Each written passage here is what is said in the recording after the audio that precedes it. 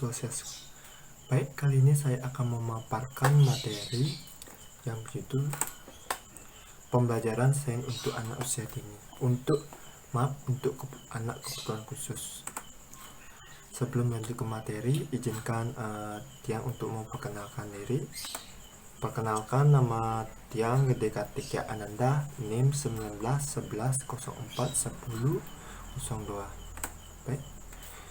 Adapun latar belakang dari materi ini yaitu pada hakikatnya anak kebutuhan khusus adalah anak yang mengalami keterbatasan atau keluarbiasaan baik fisik, mental, intelektual, sosial maupun emosional yang berpengaruh secara signifikan dalam proses pertumbuhan atau perkembangannya dibandingkan dengan anak-anak lain yang seusia dengannya. Pembelajaran sains bagi anak terkena gangguan visual.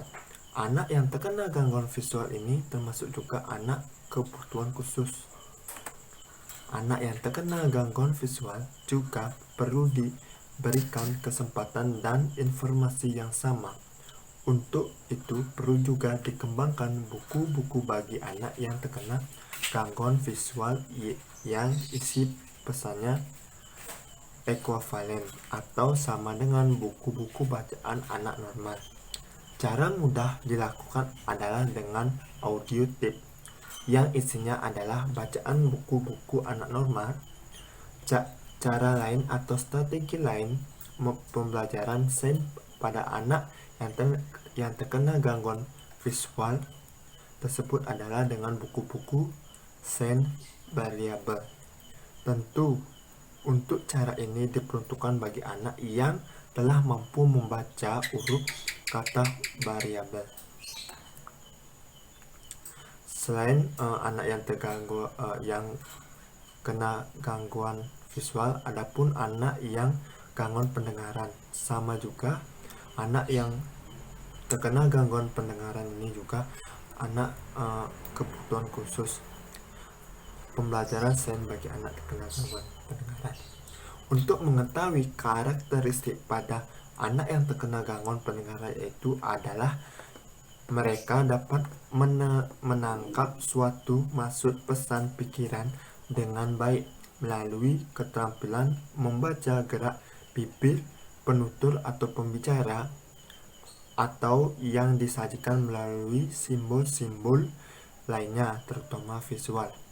Guru sebaiknya mengikuti kursus kemampuan bahasa isyarat untuk anak tuli. Kursus dapat dilakukan di rumah sakit, di universitas atau pusat-pusat pelayanan komunikasi untuk anak terkena gangguan pendengaran. Pembelajaran sains bagi anak yang terkena gangguan emosional. Anak yang terkena gangguan emosional ini juga sama dengan anak yang gangguan visual dan pendengaran. Sejumlah anak yang menunjukkan perilaku yang merusak kemampuan sendiri sehingga pengembangan dirinya dan peran sosial menjadi terganggu terhambat oleh perilakunya. Itu diakibatkan oleh banyak faktor. Mereka kurang percaya diri. Penyebab bisa juga karena mudah takut atau malah ditakuti. Sebab lain mungkin karena anak depresi, tertekan rendah diri, atau memang anak punya sikap penentang, atau mungkin mereka senang menghabiskan waktu sesuai sekehendak hatinya. Gangguan tersebut merupakan sebagian alasan mengapa anak tidak dapat beraktivitas secara baik dan wajar dalam pembelajaran sains. Untuk mengetahui penyebab secara pasti, yang terbaik anak haruslah dibawa ke psikolog. Kegiatan sains yang dilakukan oleh anak akan mampu mengontrol luapan emosi pada anak tersebut. Caranya dilakukan anak penuh daya tarik dan mengundang anak untuk memanipulasi dengan berbagai cara. Berikut cara untuk menghadapi pembelajaran. Berikut cara pembelajaran selain bagi anak terkena gangguan emosional. Di sini saya sudah memberi gambar anak-anak yang terganggu visual seperti ini. Lanjut. Nah, tadi saya sudah menjelaskan memaparkan materi. Sekarang kesimpulannya dari ketiga materi tersebut. Jadi kesimpulannya yang bisa saya tarik adalah, pada hakikatnya anak berkebutuhan khusus adalah anak yang mengalami keterbatasan atau keluarbiasaan baik fisik, mental, intelektual, sosial maupun emosional yang berpengaruh secara signifikan dalam proses pertumbuhan atau perkembangannya dibandingkan dengan anak-anak lain yang seusia dengannya. Tidak hanya itu, anak berkebutuhan khusus juga mencakup anak-anak yang memiliki gangguan memusatkan perhatian, gangguan spektrum autisme, gangguan kemampuan komunikasi, serta kesulitan belajar. Perlu dipahami bahwa kondisi anak berkebutuhan khusus bukan penyakit yang menular.